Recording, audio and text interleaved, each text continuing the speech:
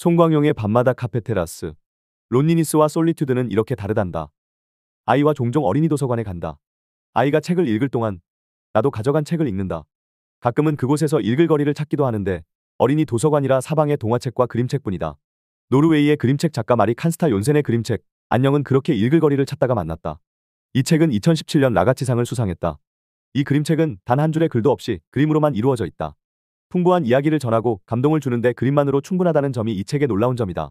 인물의 모습, 생생한 표정을 통해 주인공 소녀와 주변 사람들의 감정을 다 느낄 수 있다. 이 책을 읽은 후 진한 여운이 남는 이유는 사람의 외로움에 대해 철학적인 통찰을 주기 때문이다. 낯선 곳으로 이사온 소녀. 학교도 전학해서 새 학교엔 친구가 없다. 친구들에게 미소 지으며 먼저 다가가기도 해봤지만 반겨주는 친구는 없다. 소녀는 따로 떨어져 지낸다. 마음엔 외로움이 돋아난다. 혼자 있으면서도 시선은 다른 아이들을 향한다. 소녀의 방에선 바깥으로 작은 섬이 하나 보이는데 잠을 이룰 수 없던 소녀는 캄캄한 섬에서 뭔가가 반짝이는 걸 본다. 소녀는 조용히 집을 빠져나가서 작은 배를 타고 섬으로 향한다. 섬엔 몸이 빛나는 토끼들이 살고 있다. 소녀는 토끼 한 마리를 배에 싣고 데려와서는 정성스레 돌보고 함께 논다. 토끼를 학교에 데리고 간 소녀는 토끼를 보려고 다가온 아이들에게 관심의 대상이 된다. 소녀는 이제 외롭지 않다. 친구들에게 관심도 받고 토끼도 있기 때문이다. 그러던 중 토끼가 섬을 그리워하고 있다는 걸 알게 된 소녀는 토끼를 다시 섬에 데려다 준다. 토끼가 없는 소녀에게 아이들은 더 이상 관심을 주지 않는다. 소녀는 다시 혼자가 된다. 그렇지만 소녀는 예전과 다르다. 소녀의 마음엔 빛나는 토끼가 있다. 밤에 홀로 캄캄한 섬을 향해 손을 흔들며 웃을 수 있는 대상이 생겼다. 빛나는 토끼는 소녀에게 진짜 마음과 시간을 쏟을 만한 대상이었다. 그런 걸 경험한 소녀에게 신기루 같은 타인의 관심과 피상적인 만남은 별 의미를 갖지 못한다. 소녀는 학교에서 홀로 시간을 보내지만 이제 다른 아이들을 곁눈질하지 않는다. 자기가 좋아하는 걸 찾아서 하고 그 시간을 즐기게 된다. 마지막에 소녀는 새로운 짝으로부터 쪽지를 받게 된다. 진정한 관심을 주는 친구가 생긴 것이다. 학부모 상담을 할 때 가끔 그런 토로를 들을 때가 있다. 우리 애가 학교에서 친구들과 잘 어울리나요? 쉬는 시간에 어떤가요? 친구들과 시간을 많이 보내나요? 철수는 쉬는 시간이나 점심시간에 혼자 시간을 보내는 걸 좋아해요. 주로 책을 읽거나 그림을 그리죠. 가끔 친구들과 보드게임을 할 때도 있지만요. 그렇지요? 혼자 있는 것만 좋아해서 걱정이에요. 아이가 주로 혼자 있는 걸 걱정하는 학부모에게 해주는 대답은 아이에 따라 다르다. 학교에서 다른 친구와 어울리지 않는 이유는 아이마다 다르기 때문이다. 소통의 기술이 미숙하거나 공감 능력이 부족한 경우 아이는 친구들과 어울리고 싶어 하지만 자주 갈등하게 된다. 다른 아이들과 점점 마음을 나누기 어려워지고 친구들이 그 아이에게 다가가는 걸 꺼려하게 된다. 그런 아이 같은 경우엔 학부모에게 소통이나 공감 같은 사회적 기술을 익힐 수 있도록 학교와 가정에서 노력하자고 한다. 집에서 부모님이 아이를 어떻게 도울 수 있을지 이야기해준다. 반면에 걱정할 필요가 없다고 대답하는 경우도 있다. 아이가 비자발적 외로움에 처해 있는 것이 아닌 자발적 고독 상태를 즐기는 경우다.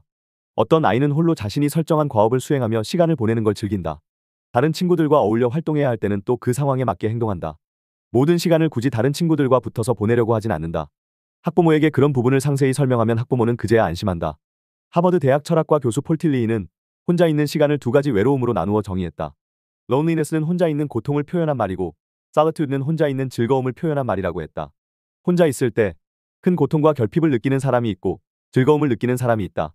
다른 사람을 통해 결핍을 채우려고 안간힘을 쓰면 우린 론리니스의 상태에 머무를 수밖에 없다. 의존의 쳇바퀴를 돌리는 것이다. 홀로 있는 고통을 직면할 수 있어야 솔리튜드의 차원으로 넘어갈 수 있다. 아이들뿐만 아니라 우리 모두에겐 그림책 안녕의 소녀가 품었던 빛나는 토끼가 필요하다. 그 토끼는 내가 진심으로 아끼고 사랑하는 꿈이기도 하고 나 자신을 가치 있는 사람으로 만들어주는 활동, 취미, 노력이기도 하다. 그걸 가지고 있는 사람은 홀로 시간을 보내면서도 곁눈질하지 않고 즐거울 수 있다. 폴 틸리히가 말한 솔리튜드 상태 속에 있게 되는 것이다. 사람에겐 사람이 필요하다. 그걸 부정할 순 없다. 우린 연약하고 쉽게 상처받는 존재다. 우리에겐 우리의 이야기를 진심으로 들어줄 누군가가 필요하다. 우린 그렇게 서로에게 기대어 온기와 힘을 얻는다. 때때로 한파가 불어 닥치는 차가운 세계에서 우리가 얼어붙지 않고 살아갈 수 있는 이유다. 그럼에도 불구하고 우린 혼자 있어도 얼마든지 괜찮은 사람이 될 수 있다.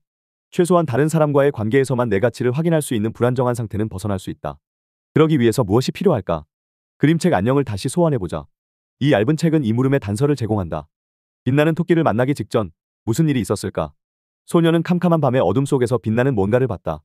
소녀는 보고 궁금해한 것에 그치지 않고 그게 뭔지를 알아보려고 했다. 굳이 배를 타고 섬에 가는 수고를 했다. 그렇게 행동하지 않았다면 소녀는 토끼를 만나지 못했을 것이고 소녀의 마음도 일상도 달라지지 않았을 것이다. 어른들은 우리 아이들이 자기만의 빛나는 토끼를 발견할 수 있도록 돕고 많은 기회를 제공해야 한다. 마찬가지로 우리 자신에게도 그런 기회를 열어줘야 한다. 나의 주의를 끄는 뭔가를 봤다면 알아보는 용기가 필요하다. 잠시 지나가는 반짝임일 수도 있지만 내 일상을 가치 있는 시간으로 채워줄 그 무엇을 발견하게 될지 모르기 때문이다. 혼자 있어도 즐거울 수 있는 사람이 되기 위해서는 외로움을 직면하고 내 주의를 끄는 것을 알아볼 노고를 대가로 지불해야 한다.